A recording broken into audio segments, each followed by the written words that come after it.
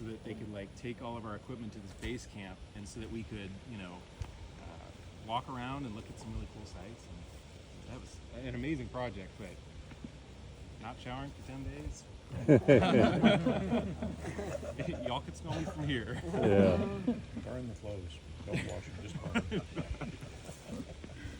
them. So I've got like a little list here of some stuff I want to go through, but I'm Angus.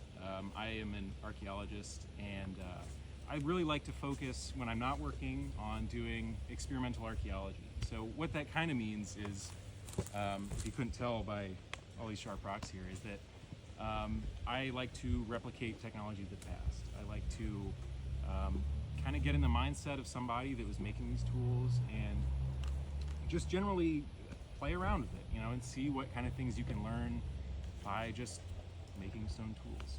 I also like to experiment and make some other artifacts, atlatls, the spear throwers, and making darts, things like that.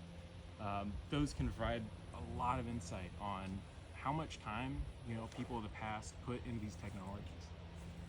If you take away anything from what I say today, the number one thing is that the technology of the past, it wasn't primitive people that were making this stuff. These things required a lot of insight, a lot of passed down knowledge. A lot of these people had generations and generations of people sitting down and teaching each other. And that's a powerful thing, especially when it comes to a technology that if you pick it up now, you won't know what to do with it. It's a hard thing to learn. But I do this because a lot of the final product, right? The stone points, the things that we see, they're just gorgeous, just super pretty.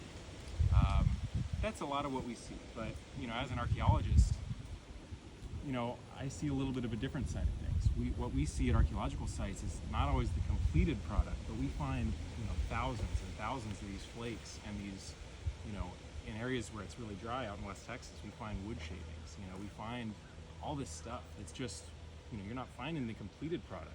It's just all the things for making.